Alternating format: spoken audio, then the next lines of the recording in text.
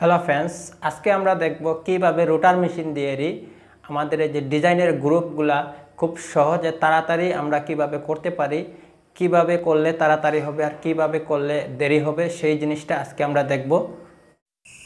চলে আসলাম আমরা মূল কাজে। এখন আমরা এই যে ফরম্যাটটি দেখতেছি, যে বলতে ড্রয়িংটা দেখতেছি, সেই ড্রয়িং দিয়ে আমরা এই সাইডে আগে দাগ দিয়ে অ্যাকুরেট করে নিয়ে নিলাম। ঠিক আছে, তো এখানে দাগ দিতে হলে বলতে আপনি যদি লাল কলম দিয়ে দাগ দেন তো আপনার জন্য ভালো হবে, কারণ যে লাল কলম দিয়ে দাগ দিলে যে রোটার মেশিন দিয়ে যে সময় কাজ করবেন তখন কলমের দাগটা খুব সুন্দরভাবে দেখা যায়।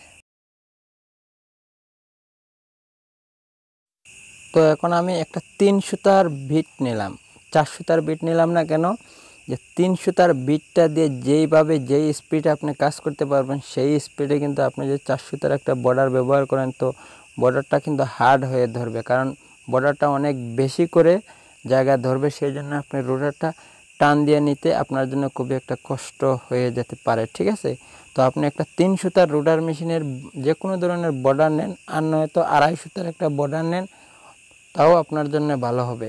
কাজের স্পিডটুকুন আপনি কাজ করার পরে অনুভব পেয়ে যাবেন।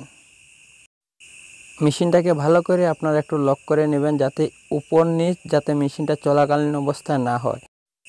তারপরে আপনারা একটু কাজ করে টেস্ট করে নেবেন। যদি আমার কথাটা যদি আপনাদের যদি মনে করেন যে আমি ভুল বলতেছি, তাহলে আপনারা আপনাদের নিজের মেশিনে একটু কাজ করেন, কাজ করে টেস্ট করবেন। বড় ধরনের একটা বিট ব্যবহার করবেন, ব্যবহার করেও আপনি কাজ করে টেস্ট করে দেখতে পারেন। যদি মনে করেন যে না আপনার বড়টাই আপনার জন্য যথেষ্ট আর ছোটোটার দিকে আমি যদি ভুল বলে থাকি, তাহলে আমাকে অবশ্যই কমেন্টস করে জানাবেন। আর আমি বলছি আপনি ছোট বিট দিয়ে যত ছোট বিট দিয়ে কাজ করবেন তত কাজের স্পিডটা ততই ভালো হবে।